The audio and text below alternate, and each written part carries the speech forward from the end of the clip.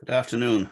Welcome to a brand new afternoon in this part of the world. I'm not sure what time it is with you, but you're very welcome to this 1 hour short webinar on using visualizations in NVivo. You're very welcome. I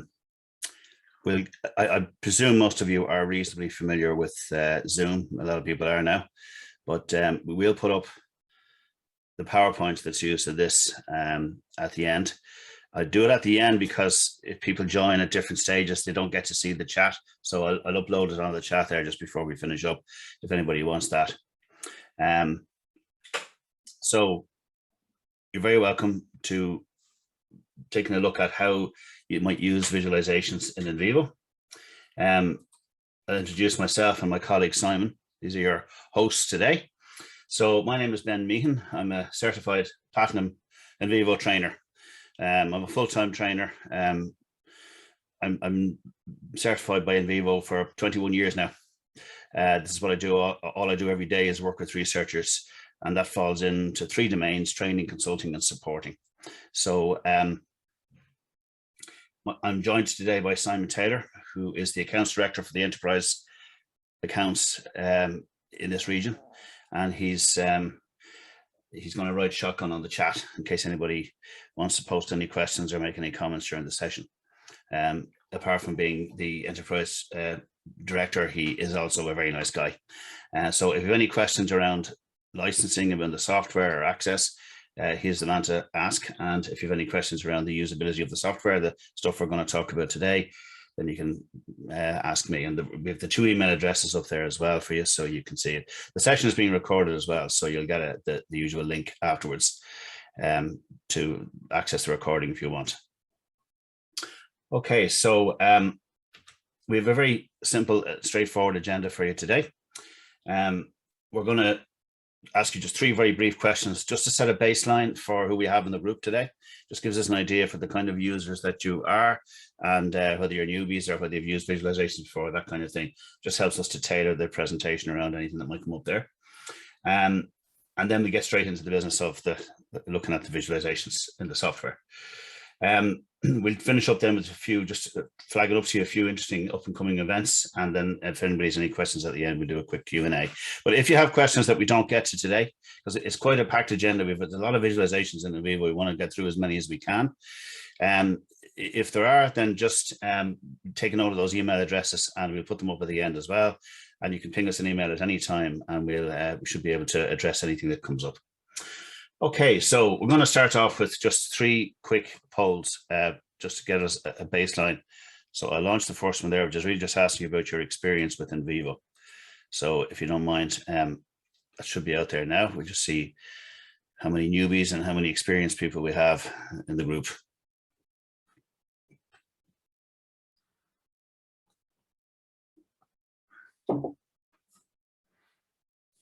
Okay. So most of you are using it less than a year, but around 85% of you are using it less than a year. And then we have a few people who are experienced as well. So that's okay. Thank you for that. And we'll move on to the next one, which is just about the visual tools that you use. You might just give us an idea there if there's any of this stuff that you use.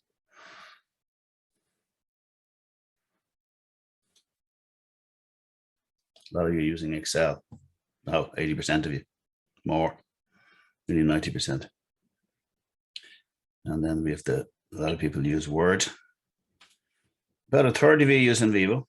And then we have a few that use other apps like Visio, SmartDraw, PowerPoint, or whatever else. Okay, that's great. Thanks for that. And finally, just about, for those of you, this will only concern those of you who do use NVivo. Which of those would you use on a regular basis, or would you feel confident in using? The kind of broad areas of visualizations that NVivo has.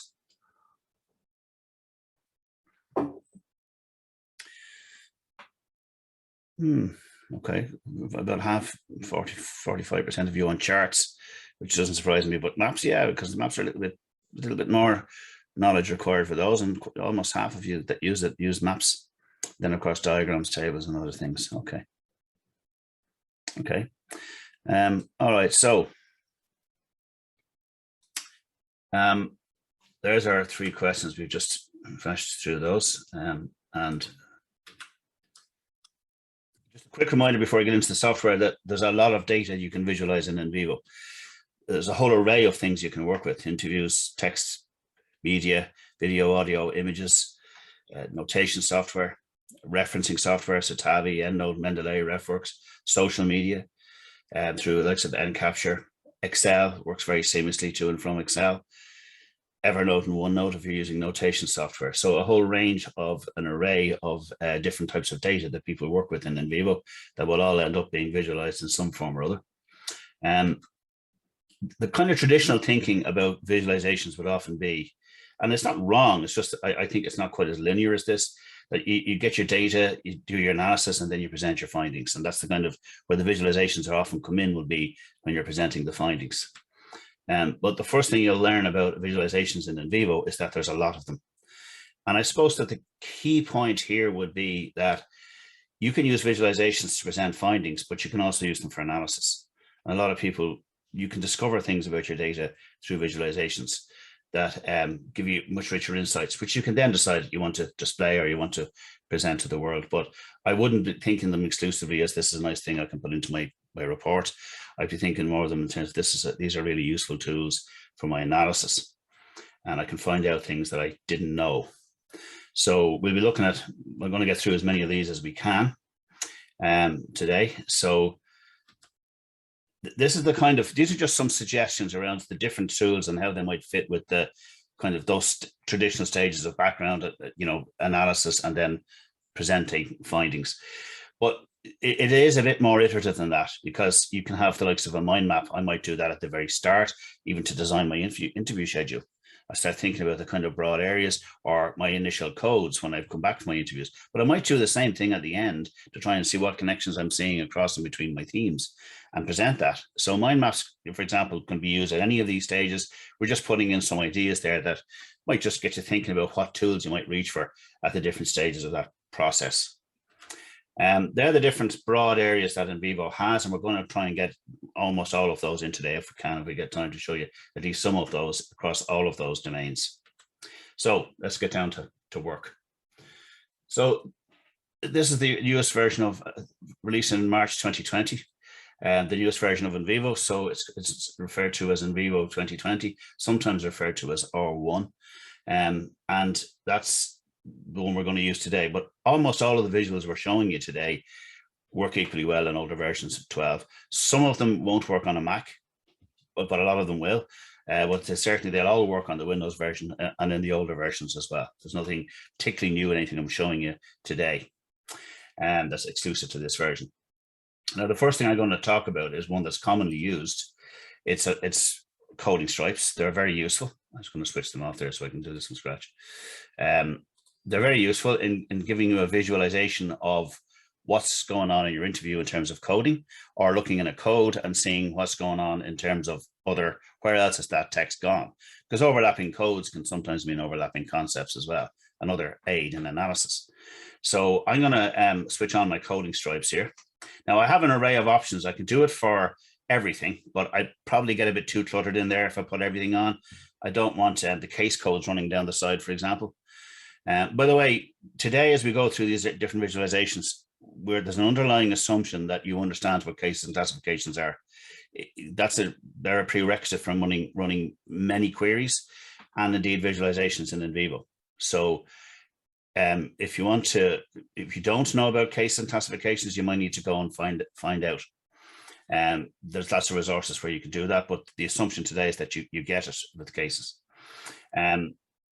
So I would generally, there's a few options here like most, least, and recently. I would often use recently if I'm not introducing a lot of new codes as I'm coding, because it'll keep updating the stripes dynamically. I won't have to refresh the filter. So, but I'm going to do selected items because I don't want to see everything. I'm working on my thematic codes at the moment, and that's really all I want to see. So I'm going to just stick them on for that. So I remove the auto-coded options. Don't want those, just want these codes. The ones in bold, by the way, means that Barbara has been coded to those.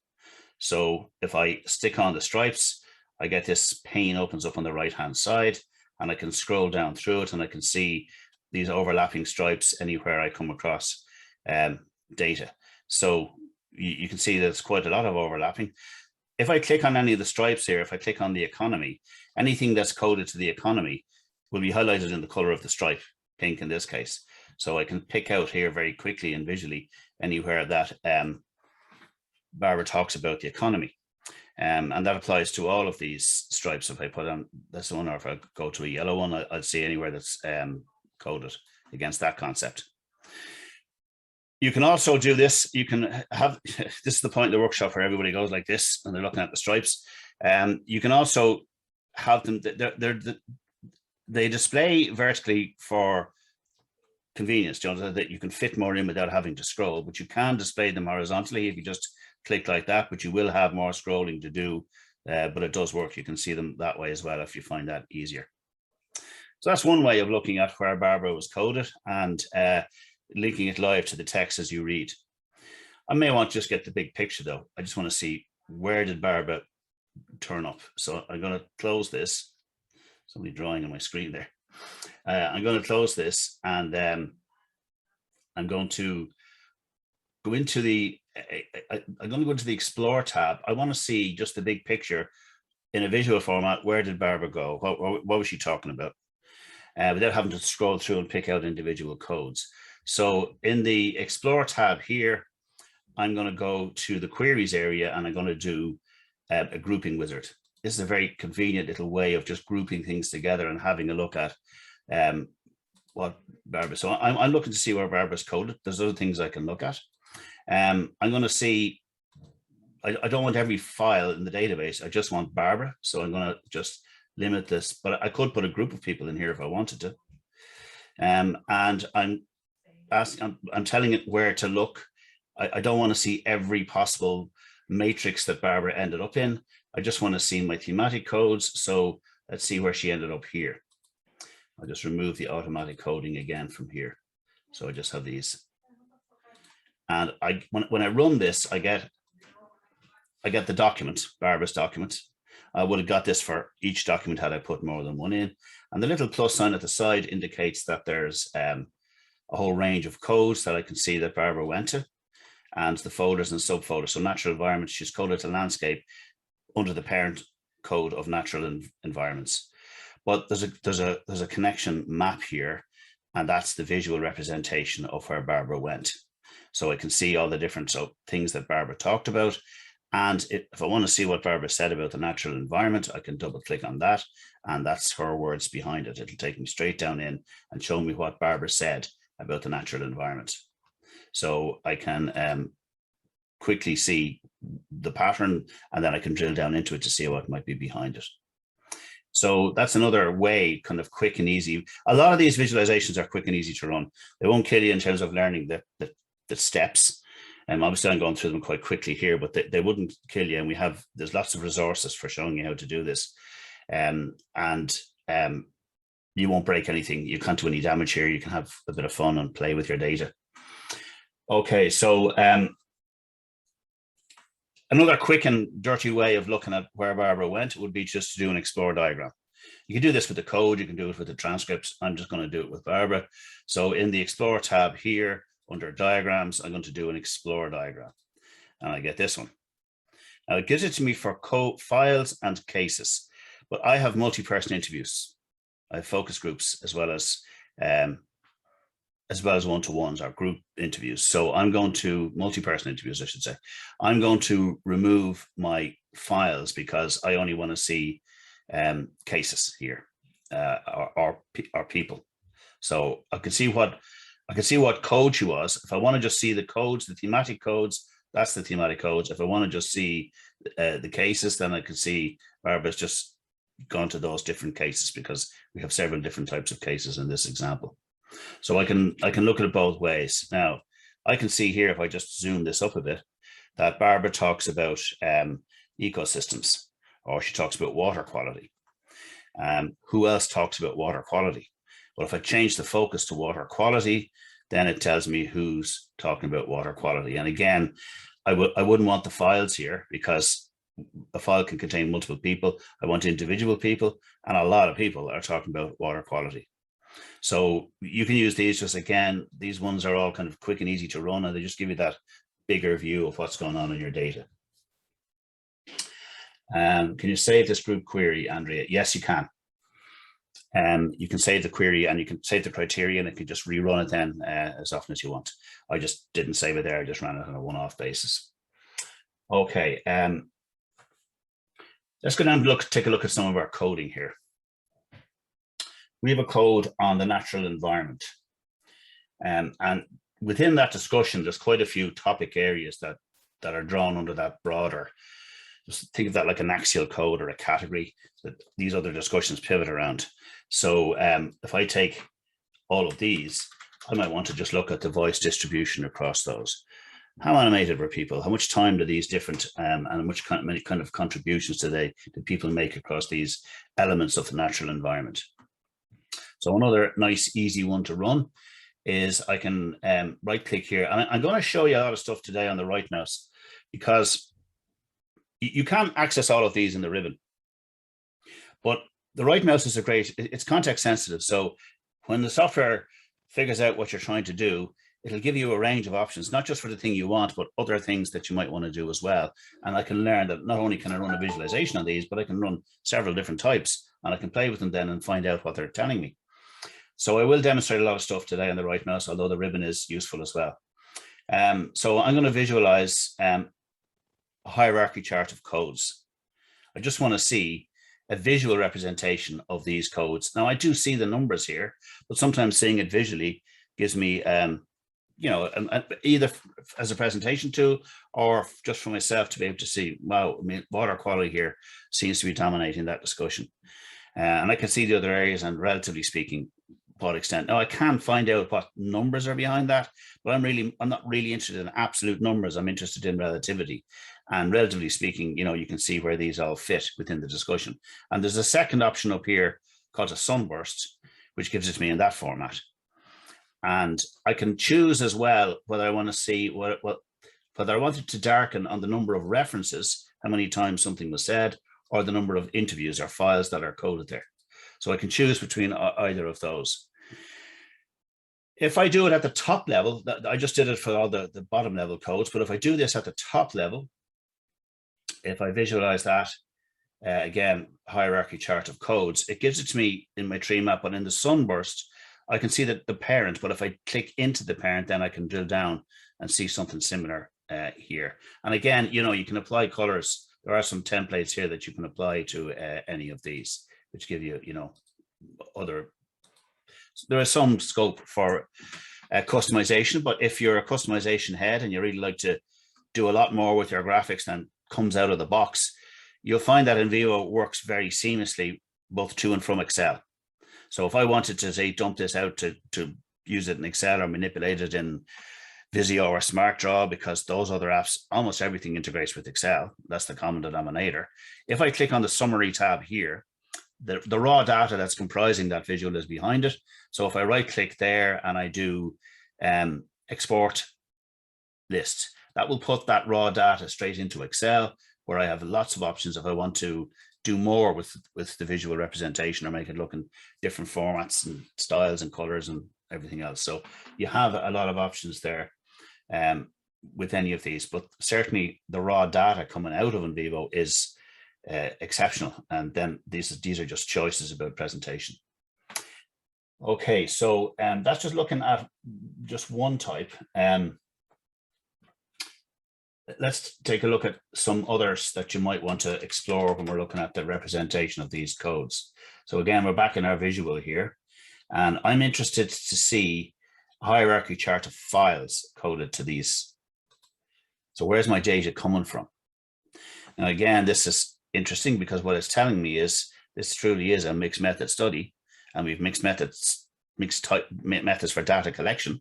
So I can see quite a bit of my data is coming from the survey, but I've also got a good dollop coming from social media, and then the various contributors individually, and I can see some contribute more than others to that discussion.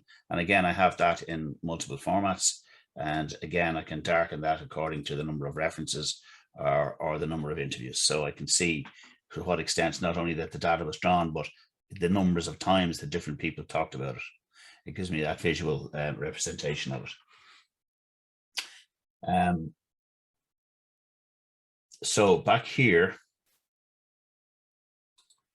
if I wanted to take the big picture, these are aggregated code. So everything is represented at the top level code as well. You can switch aggregation on or off in NVivo. If I wanted to just get a quick visualization about it's similar to one we did with earlier, but this is just giving me a breakdown of the various files that are informing that discussion. And like, again, with any of these, there is an array of templates that you can use to see. And like all of these, one of the reasons NVivo tends to be a bit memory hungry is because everything's connected in the background. It's a relational database. So when I get my visualization, this is the representation of the different contributors to this discussion. What did Margaret say about the natural environment? If I click on that, those highlighted comments are Margaret. They're her comments about the natural environment. So there's data behind this allows me to see the pattern in the first instance, and then whatever data might be behind that pattern. So that's also quick and easy to run and useful for giving me different views and insights. If I open up the natural environment, I might want to know two things about the natural environment or about any of these codes. In fact, I'll do this on community change because it'll lead me nicely into the next one as well. I'm doing my analysis now as opposed to just presenting. I want to find out what people said about community change, and I want to know who said it. Obviously, I can read through this and I can attach my analytical memo in NVivo and I can write my summaries. So I can see what they said, but I might want to visualize that as well. So if I click into the code and click on the word cloud, it's effectively a word frequency search that is running in the background, but I get a visual representation. The old dreaded word cloud comes up. I'm saying dreaded word cloud because sometimes these are used inappropriately. Sometimes people run these because they can, and they are nice if you're doing something like content analysis. But if you're doing grounded theory or phenomenology and you produce something that counts things, you might be indicating to your panel. Sometimes people land themselves in trouble with academic panels that you're not quite there with your philosophical underpinnings. So, but they are useful. I'm going to stem the search because I don't want it to group certain words together, like leader and leadership. I don't want that index as two separate words. I want to see them grouped. So by running it again with the stem search on, I get a clearer view of the kind of repetitious language that's been used in this discussion. And there are some templates up here that I can use, and they're quick and easy to change, and you can of course export any of these as well. I can right click here. I can copy and paste it into my analytical memo if I want to show this, but I might also want to export it. And if I do, it'll put it out as a high resolution image in any of those formats. So, the different journal articles or publications will ask you for different formats for visual files. So you can do that too. There's one other one in here. It was the precursor to the word cloud. It's called a tag cloud. If you do that one, you can export it into Word and actually edit the cloud itself in Word. These ones go out as an image, so I can't edit them once I put them out, but that one goes out as an editable piece in Word, and I can actually go in and delete words or whatever. I can also add words to the stop word list if I, if some word turns up that's just silly, it's part of the question, it's repeated over and over again, and then I might want to just add that to the stop word list, and I can do that and it won't appear the next time. Okay, so that's just another query, but that tells me what people said. It doesn't tell me who said it. And that's where I might want to do another visualization that looks at demographic representation and profiling information across my my coding. So I'm going to right click again. I'm going to do another visualization here. This time I'm going to do it by attribute value. And that one, I can use up to 2 variables here. I'm just going to use one today to keep it simple. But I have a few options here that I need to just explore. I'm going to put into the x-axis whatever attribute I want to put in. I'm going to take the age group. And I'm going to take out anything that's unassigned or not applicable, because if they wouldn't tell us their age, well, we don't know. I just want to know of the ones who did tell us. So I don't want a big not applicable in my chart. This one is important because it gives me 3 different views in the visualization. The percentage coverage will allow me to look at levels of animation. So how much time in the focus groups for interviews did this topic take up? How much did people actually talk about it? Or the number of references, because sometimes people can give you a very short and concise answer. Somebody else gives you a very long-winded answer, but they're really only saying the same thing. So I just want to know how many people raised this topic. Or people, I don't care whether they said it once or several times, just how many people raised this. So I can pick any of those. I'll just take the first one. And I can toggle between them because, again, these are quick and easy to run. And what that indicates to me is that it's a lot of older people are dominating this discussion. And like everything, I can see that, there's a lot of this age range. If I drill into it, I can see the comments behind it. So I can see what they're actually saying. But before I can make a judgment as to whether that's over or under representation of different stakeholder types, I have to set a baseline. I have to know how's that relative to the study population. And that's also very quick and easy to do. If I go down here to my case classifications and where this information is stored, and if I go into my classifications not for people who talked about community change, but for the study population, if I right click there and do visualize by attribute value, chart cases by attribute value, I can see that my 79-year-olds are actually quite a small proportion of the people in this study, but not when it comes to community change. They're overrepresented in that discourse. So now I can not only make a statement that, older people were more impacted and more aware and more upset or more animated by community change, I can support that claim, that assertion, with a visual representation of a pattern in the data that I didn't create. I wasn't thinking about how old you were when I was coding your comments. I didn't even know how old you were. I was thinking about what you said. So if I'm coding for what people said, for meaning, and then it turns out there's a pattern, it's there because it's in the data. I didn't put it there. So I can use that to show I'm allowing the data to do the talking here. I'm being true to my participants. I'm representing their worldview, not mine. That is a fact I can stand over, that the older age group, they had a lot more to say about this topic. So there's another type of visualization that brings other aspects of your data into play, because now I can look at demographic and other profiling information across research sites, across a whole plethora of things across my data. Now we're on the, sometimes a visualization, if you're doing it in analysis, can take you in a direction. I want to now start thinking more broadly about change and about this whole domain. I know it's mostly older people, but like in that whole discussion, anywhere from any age group, when they talk about change, what are they talking about? So to find that out and to get a visual representation of what, I'm going to go into the Explore tab here. I'm going to do a search. I'm going to do a very simple search today because we could do a whole webinar on searching, but I'm just going to keep it simple. I'm going to type in the word change and I'm going to stem it. So if they talk about changing or changes, that would also turn up in my result. And I'm going to run it. So I instantly find out, first of all, that I have 214 comments coming from 25 different documents where they talk about change. And I can see some of them are news articles, some of them are social media contributions, some of them are literature. I could have filtered any of those out. I could have said, just give me the interviews, etc. But the word tree, which comes up automatically when I run a non-spread search like this, or just search for a word, not a phrase, for example, is that it's shoreline change they're talking about. Because these words like shoreline, like how did you know where? Sorry, David. How did you know there were 240? Down the bottom here, David. Down the bottom left, you can see there's 214 references from 25 files. Keep those questions coming because it means you're figuring out in your own study how that might work. So yeah, I can see they talk about climate, environmental, coastal, and shoreline change.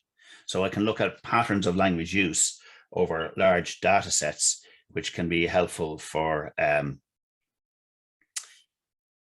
that kind of discourse analysis or that content analysis where I'm looking at bigger data sets like literature, policy, or even large questionnaires. I can see the pattern of language use.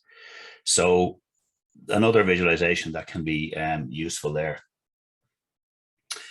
There's another one called, a lot of these, again, they're all up here in the Explore tab, so you can play around if you don't want to use the right mouse, but there's another one that looks at, it's called a comparison diagram. So it's in the diagram family. And so let's say that within the discussion on the economy, people talk about jobs quite a bit. They also talk about tourism. So I want to compare those two codes. So I'm going to select the two codes. I'm going to right click here and I'm going to do visualize, compare. And this is what I get.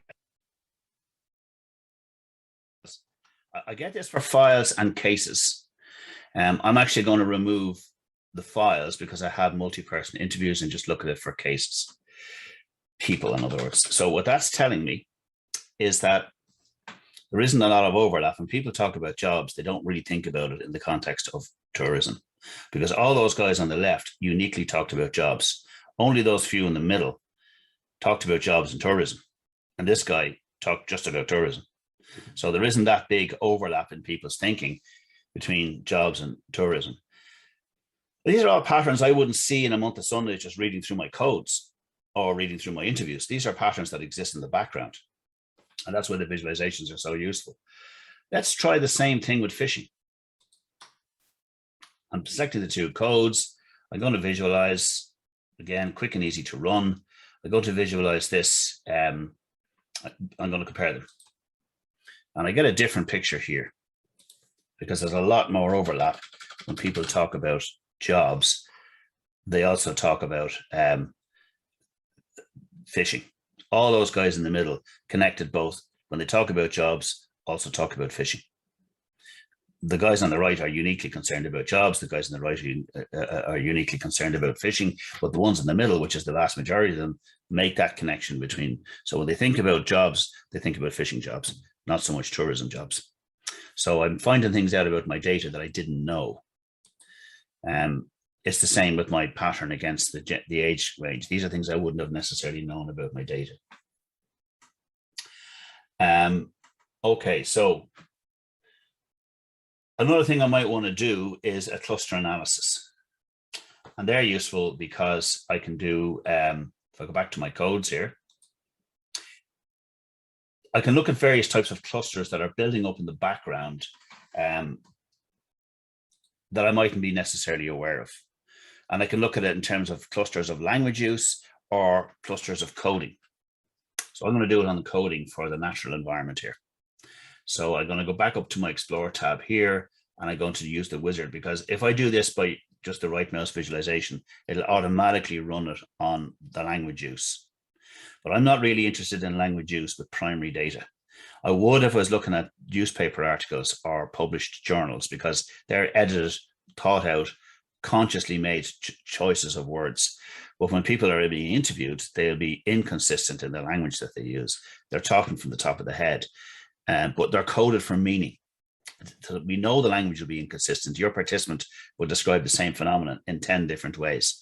But if your researcher is coding them for meaning, then we can look at those patterns. So they're the patterns I'm interested in, and I need to use the wizard to be able to switch to language use in the cluster analysis. So the diagrams tab up here, I'm going to do a cluster analysis. And I'm brought into this very simple and easy to use wizard. I can do this on files or codes. I'm going to do it on codes. And I'd say next to that, this is where I want to make the change. It defaults to word similarity. I want coding similarity. I can do this, by the way, on clusters of demographics as well, but I want coding similarity. And I'm going to select here my natural environment discussions. I don't want the parent code because that has everything. I want overlapping comments between these codes. So I say okay to that, and I finish. Again, 2 or 3 clicks and I have it, and I get what's known as a dendrogram. I'm going to make that a bit bigger so you can see it. So a dendrogram basically allows you to see, this is telling me where people talked about X, they also talked about Y. So environmental change, if they're matched in the dendrogram, they're in the higher group of clusters. And if they're matched in color, they're in the higher, they're higher again. Also talk about habitat. People that talk about environmental change also talk about water quality. And I can drill down in, I can see what's behind that. Like everything in NVivo, if I double click on that, I can see the content behind it. So you can see all the overlapping comments here between water quality and habitat. And that can be useful for me, again, to see a pattern, but then to be able to defend it. So I can now show you this and say a lot of people, when they talk about environmental change, they're really thinking about the impact of that on water. And then I can have my visual and I can have my this quote, because I can drill down in and see an example of somebody talking about both. There's a few other options up here in terms of how you display this. So some of these, this is quite a small data set we're doing it on, but basically the bigger the shape, the more data is in it, and the nearer they are to each other, the more the overlap. And this is a dendrogram if you wanted to lie on your side when you're looking at it. And this one looks at the kind of overlapping relationships. If I just slide that back a bit, might be able to show you there. Yeah, just move this up a small bit maybe. But you can adjust these for, you know, accuracy. I'll move this up a little bit more as well. So the thicker the line, the more the connection. So there's the one between environmental changes and water quality. But water quality also impacts on environmental. There's the impact and on habitat. It also goes there. So I can see these, it's kind of a higher level strategic view than just the dendrogram gives me, because there's can be sometimes several clusters going on at the same time. But that one takes a bit more explaining if you're going to put it into a report. So the one I would tend to use more would be that one myself. So that's the cluster analysis. There's one other one in the diagrams that before I want to get into maps, we have enough time. But I just want to talk to you for a minute about one that it may not be as popular because it's to do with kind of social network analysis. But there's one up here. If I go down to the cases, I'm going to go down to my people, and I'll go down into my interviews, and I'll take Barbara. And I'm going to right click on Barbara, and I'm going to visualize an egocentric sociogram. It's in the workspace up there as well. So these are relationships that we've already formed in the database. So sometimes people, there's a type of code here called relationships, and they allow you to define the nature of a relationship between two items, like a person and a place, or a person and another person. So often we did a big project for the Metropolitan Police where they were looking at matching people who had been killed doing terrorist actions. What they wanted to look, what they had was a spreadsheet, which gave them people who were arrested together, but who were associated. And when we put all those in as relationships and then map them, because I'm arrested with you, which you know you were also arrested with somebody else, you get to see a very complex web of criminal activity, put it that way. So these can be useful for doing that kind of analysis, but it's not for all studies. It could also be social network analysis, not just, you know, it can be used in management and business and those kind of things. But what that tells me is that Barbara, there's all the relationships she has, her different schools and the place she grew up. She's also talking about William. She mentions him in her discussion, which means she knows William. If I take that to the next level, then if I take it up to 3 stages, that gives me and gives Barbara an entire new network into which she's connected, because of her connection with William, he's also connected to all these other places and people. So they're quick and easy to run as well, but you have to have your relationship set up first. So you'd be approaching this in a very particular way, right through it, you know, it'll be part of your research design. Okay, now the last kind of thing I want to talk to you about in any great depth is mapping. Because there's no easy way to say this, so I'll say it out straight. You could divide our clients into 2 groups: those that naturally do higher level strategic critical thinking, and those that tend to be a bit more descriptive. And sometimes that's just to do with your route through education. You know, if you did nursing or teaching, for example, as an undergrad, you're going to spend years out in the field practicing. A lot of that course would be practice based. If you did psychology, you spent 4 years basically doing nothing but critical thinking. So sometimes it's just your experience of it, but there are definitely limitations to people. And when we work with clients who are in that space, they find themselves suddenly doing, say, a PhD, and at the very top of the analytical tree, it's the highest award a university can bestow on you. So they don't give them out like candy. And they're struggling with that part of the work, getting up into that really high level. What we get them to do is to draw. So imagine you're immersed in your project. You can't see the wood for the trees. You're probably years doing this project, and then suddenly I say to you, well, you have to do a TED talk. You got 15 minutes. You got one slide. What would that look like? How would you present that complexity to the world? Initially, it might be too convoluted, but eventually you start to simplify it through different iterations, and you get down to some kind of a visual representation of your findings. And that's what there's 3 tools in NVivo for doing that. So the first one is the first one is a mind map. I'm doing that first because it's abstracted from the data. It's just you and a pen and paper or one of these. So you could do it either way. You might translate it. You might start it on a pen and paper and then move it in. So I can do these things I could do it at the beginning of a project where I'm thinking about my interview schedule, what topics I want to discuss based maybe on my literature review. Or it might be when I come back, I want to start thinking about, having done the interviews, some initial coding scheme that I want to start to develop, or from working in teams. What are we going to call these things? So they're very easy to use. But if I click in here, I can drop in shapes, and I can, so I'm saying, okay, there's a general discussion around the economy. That's breaking down into 3 broad areas: tourism, fishing, and jobs. And when it comes to fishing, there's both recreational and commercial to be considered. And if I wanted to have a sibling code for that, or a child code, or a child document shape, then I could, tourism, links to tourism, recreational fishing. So I can create and edit these things. I can fix my typos if I make a mistake, and I can add them all day. And I can do a couple of things with them. In the template here, Maria says, how would you go about negative associations or disassociations with cluster analysis? Say somebody might talk about fishing and jobs. How are they not related? How to avoid a misleading cluster view in such cases? Yeah, I take that point. You wouldn't use that. You'd use a matrix instead, because there's an option to look at over intersecting, but not intersecting as well. So you could take the more refined codes where they talk about, okay, the natural environment, yeah, everything. But when they talk about the subtopics, you could see which ones don't overlap. But it wouldn't be a cluster analysis. You don't have the mechanism to get in behind the tools to make that change. But you could do it with a matrix or a cross-tabular query, certainly.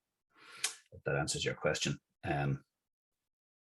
So links to tourism, and then if, there's a template up here. It's kind of a flow chart. So I can get different views. I can get a more hierarchical structure, or I can get kind of the flow chart thing. And I can look at this in a number of ways. I can add my colors and change the shapes and the borders, lots of things I can do. But if I like this, let's say I'm thinking about my initial coding structure, then I can just create that as a set of codes. And I can put it in. I'll just put it in somewhere so I can find it easy. I'll put it into the auto-coded responses. They're nice and collapsed.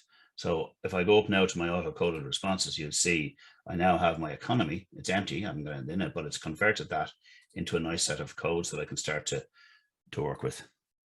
So I can do the kind of lateral thinking, that kind of thing here, where I free creative as I want, and then just convert that into a set of codes if I want.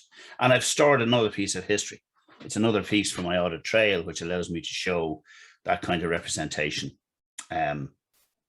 So that's the first one, and they're disconnected from the data. So they're not about the data. Whereas the second one, they are about the data, but they're not actually physically connected to the data. So the next one is a project map.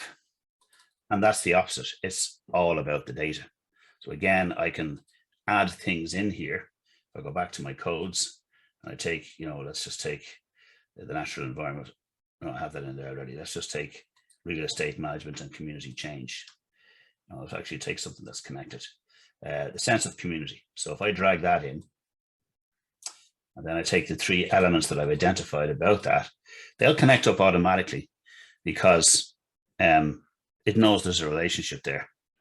And again, in the up here in the workspace, in the tool for the project map, I can have different views of it. I could have a flow chart.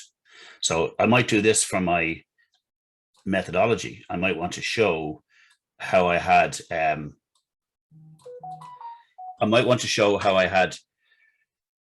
codes flowing into categories, flowing into sub-themes, flowing into themes, and someone who's never coded can see that then how those higher level themes become part of your data, or emerge. I won't say emerge because Ronald Clark would kill me if I said that, or they're identified by the researcher. And so I can use it for that kind of thing, or I can do a more hierarchical show, maybe if I was actually producing findings and talking about it. I can do a messy one, or I can do or I can do a circular one where they're all connected.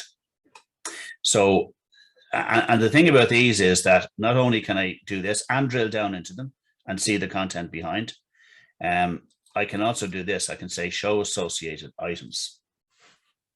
And that gives me, these are all the interviews that talk about the natural environment. These, well, actually, I should really exclude the sense of community. But anyway, these are the news articles that I've identified. These are encoded. The social media contributions, there's the survey contributions. Externals would be links from the likes of Citavi, where I don't have the physical document, but I have a proxy document that represents a book, for example. And I could create an external. I could link my memos, my annotation, my notes, the abstract and the keywords. I could go onto Amazon and put in the abstract from the book or sections of the book, or I could write summaries of the chapters. So they can all be included as part of my data, even though I don't have a physical document for them. And there's any memos we've written around the natural environment, and there's some memos that are coming from, that we've written around literature around the natural environment. And there's the people, or the various types of cases that are represented in the natural environment. So this is about connecting the data and drilling down into it to see relationships. Essentially, there's 2 types of relationships in your data. There are physical ones that you can show a pattern, like our age range in community change. And there's also the conceptual ones, which are researcher-led. So we'll go there next to the final type of visualization. All of these, by the way, can be copied and pasted into your analytical memo, or exported again in that high resolution with all those formats available. Now the last one then down here is a concept map, and that combines the first 2 in one. So I can have concepts, so I can drag in a shape, for example, and I can also have data. Now this time, if I drag data in, I'll just go back to my codes for a sec. If I drag data in, it doesn't connect them up automatically, because these would be more researcher-led than data-led patterns in the data. That I'm kind of doing this high-level analysis now, and I'm deciding what these relationships are. So I could take a concept like change, and I could say, well, okay, the change down east impacts on the economy, and it impacts on the natural environment, because I can define the nature of that relationship. So I might have, I'll just do a connector here. It can be one way, it can be symmetrical. I might say, you know, depends on tourism, but the economy depends on him. So I could say, you know, I could define the nature of the relationship, and I'm saying that change, well, the code I've developed around balancing means that there are tensions between the economy and the natural environment, and that's what you're trying to do in balancing them. So I've got my little mini hypothesis going on here, and I can again select all of those. I can export them as an image, but I can be as free as I want and creative as I want in doing them. And I'll say one thing just as a general comment about visualizations and about mapping in particular, and conceptual mapping like this. A lot of people come to this at the end of their project when they're thinking about presenting their high level findings. I would advocate you do this much earlier in the life of your project. You know, if I did my open coding, the first cycle of coding, I'd go for a walk on the beach. I'd have a good think about what I've done, and I'd come back and I'd do a conceptual map of where I am now and where I think I need to go, and start proactively looking for it in the next round, or either managing the codes or drilling down on them. So, and then I would add that, because I can save this. You see, once I've saved it, it's there, and I can come back later on after the second round of coding, and I can actually, I want to add to this now. I've got some new ideas, and I can put them in, and I can combine the data and the concepts nicely. Okay, now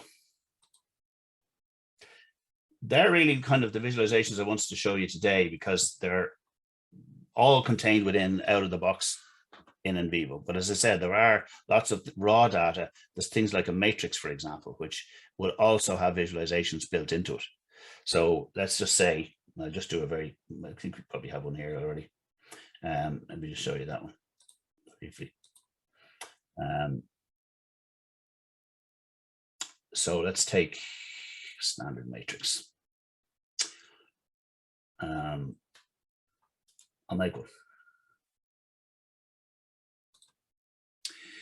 I'll take my discussion on the natural environment.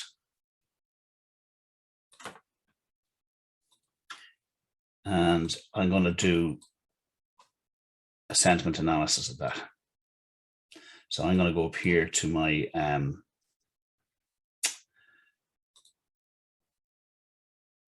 sentiment coding here. So we have attitudinal codes here.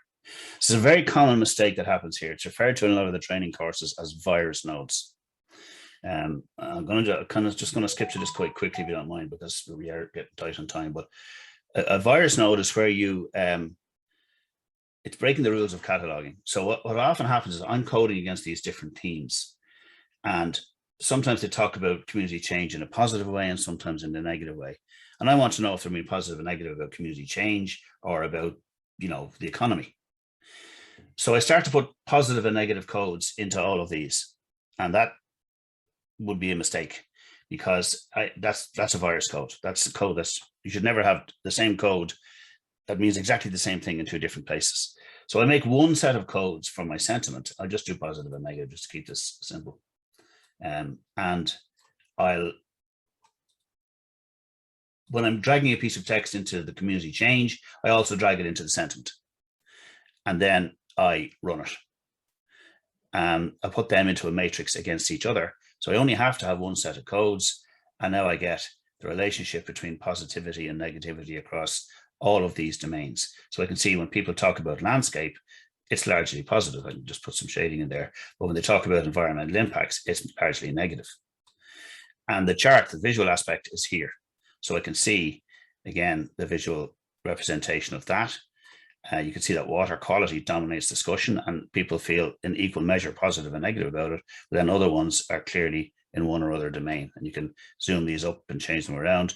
But also, if the graphic had a limitation to it, you can just export that straight back into Excel or other apps that you can do things with it, presenting it as a flowchart or a table or a graphic. Okay, we'll get it back in because I'm getting a bit tight on time. So I just want to wrap up with a few things.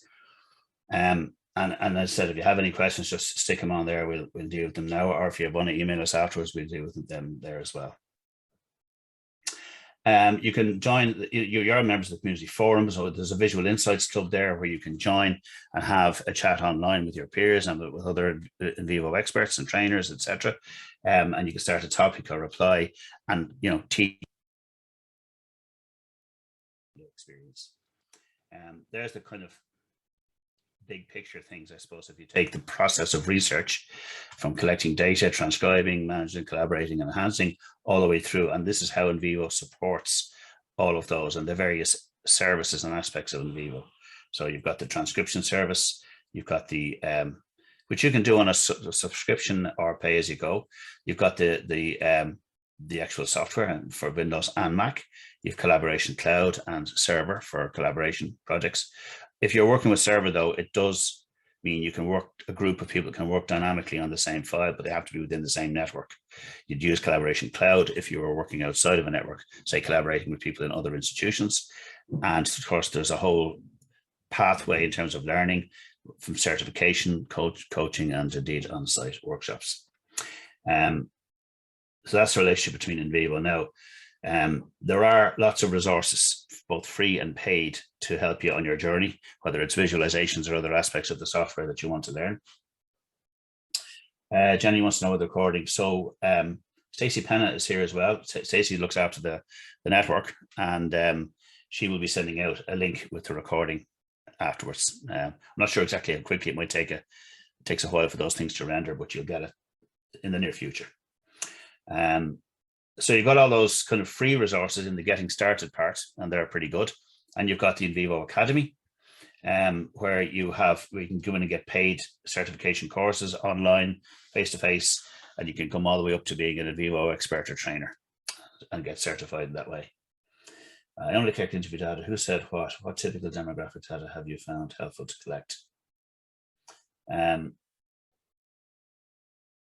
Well, that would be really guided by the aims of the study and the research questions, but you'll often find in a research design that I'm talking to different stakeholders, for example.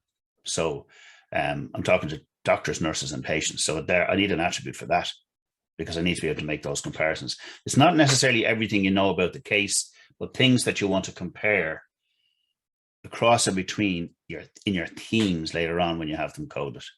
So if I'm going to have a perfect gender balance in my study, but there's nothing in the literature or in my experience today to suggest that what I'm talking to people about in the interviews is influenced or impacted on by gender, or none of the experiences they relate to me are gender based, then I will have gender in my purposeful sampling table at the back of my report, but I won't necessarily put it in as an attribute because I'm not analyzing it. But if I think there's a sniff of a chance that anything in the makeup of the person, any character, any of the things they're going to talk to me about, then I put it in and I can make the comparisons, even if it's to say this wasn't actually influenced by gender. We have a distribution here that's proportionate to the study, or no, women placed a greater emphasis on certain themes and men placed a greater emphasis on others. We're not in a generalizable environment, nor are we trying to be. We talk about transferability from context to context rather than generalizability. But we are definitely interested in patterns for the group that we've taken the trouble to interview. No, otherwise, why are we collecting demographics at all? They should feature as part of our analysis if we're going to the trouble of collecting them. And that really goes back to your research design and your sampling. So anyway, there's the different options in terms of courses. The visual conference just finished. So we had a little bit of a car crash when it happened first. The technology is great when it works, but it did fall over. And so they did run on the videos are there. They're 90 days. They're all, you can go in and see all of the presentations, but they ran them live then again, I think just this week. And so they're still there if you want to, there's still a lot of really good presentations in there. And there's the Early Career Research Grant, which is available. It's no small amount of money, $25,000. So if you want to get your application in for that, it's Silvana de Gregorio that you need to talk to there. And that's her email address. And they're open until, I think, the end of November, is it? Yeah, I think the end of this month, I think. Now, some really good stuff coming up here with the network. So these are talks that are planned between October and May. And there's some real heavy hitters in there. So Johnny Saldana, I think, is up next. You might be familiar with him from his books. So really good stuff there if you want to have a look at those and get involved.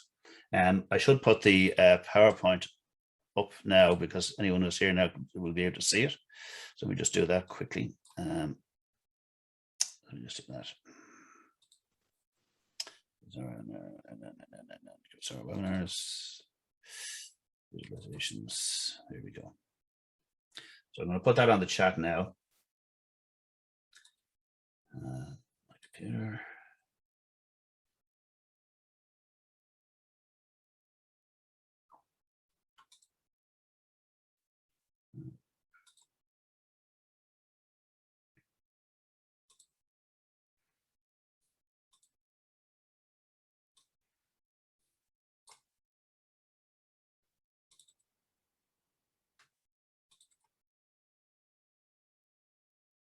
Oh, bear with me for a sec. I'll do it in a second. I should have put that file on the desktop. Actually, maybe that's what I'll do. I'll just put it on the desktop. I'll stick it up there in a second. Don't delay anybody who may want to go. I'll stick it up there in a second. You'll be able to get at it. So that's the October to May one. And there's, of course, then the ongoing. There's another one coming up in September to December. So we're running out of time there, but there's still a few of them left on scholarly writing. And of course, there's the whole promoting the whole network itself and being part of that community. Okay, so I'm not going to go there. I just want to go back up and flash up those email addresses, just in case you want to send us anything afterwards. If there's something you can't get, that'll be on the video as well. Maybe a silly question, but where does NVivo actually save diagrams? You can, so it depends on the type you're producing. So that one, for example, with the matrix is built into the matrix, and you can, every time you run the matrix, it's available. Other ones that I ran, you would just copy and paste them into a document or export them as an image, because they're dynamic, so they change. If I make even one line of coding change, then the whole thing changes. So that's why you don't save them per se. You run them, and then you decide if you want to copy and paste them as images into your document. Any other questions for anybody there that anybody wants to fire in? And if you hang on a sec, if you need to get the PowerPoint, I'll just stick that up there now. And just to add to Ben's answer on the last one, you can also save the criteria. So if it's a diagram that you've created, but you want to save the criteria so you can rerun it again as the coding changes, then obviously you can do that. And that saves into query criteria, which is one of the fields down at the bottom left. Yeah. Ben, you've jumped on every question within seconds of it popping up, so I've got nothing else to add from this end. But as you say, if anyone else has got any other questions, please just holler. But other than that, thank you, Ben. That was excellent as always. Okay, well, those of you who are fit, who want to head off, you've got the rest of the day off. Tell them I said so. Okay. Thanks to all of you for coming and for engaging. I hope you got what you needed out of that just for now, and you know where we are if you need anything else. Take care. Cheers.